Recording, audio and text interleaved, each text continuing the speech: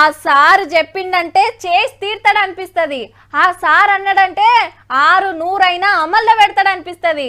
ఆ సార్ మాట్లాడిండంటే మాట తప్పడనిపిస్తుంది. ఆ సారు ఏదన్నా అది నిజమే అనిపిస్తుంది.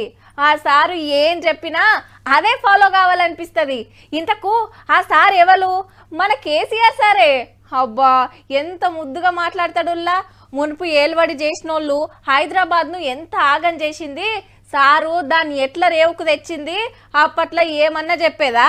ఇవన్నీ యాడ్ చేసుకునే టైం వచ్చింది. మరి జంట నగరాల చరిత్రలో కని విని ఎరగనటువంటి రీతిలో ఈ నగరం అభివృద్ధి కాబోతోంది. 6 ఏళ్ల చరిత్రలో కని విని ఎరగని తీరు హైదరాబాద్ ఎంత డెవలప్ అయిందో మొన్నటి సంది క్లియర్ గా కనబడుతుంది.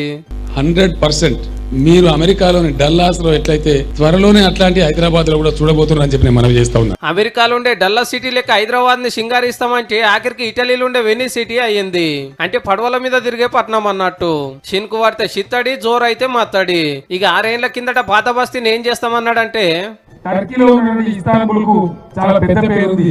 ఆ పద్ధతిలోనే హైదరాబాద్ ఓల్డ్ సిటీ కూడా 100% డెవలప్ చేస్తామని చెప్పి ఇగో ఇదే మన Istanbul.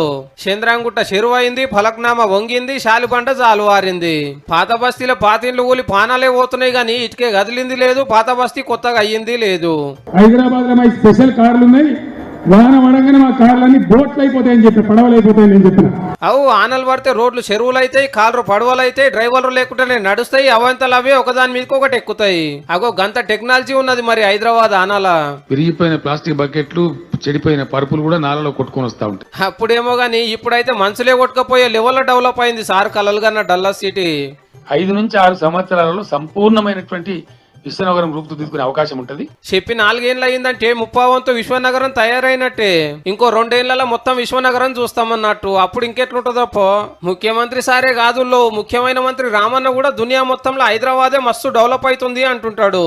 Hyderabad, which is one of the fastest growing cities, not only in India, but also across the world.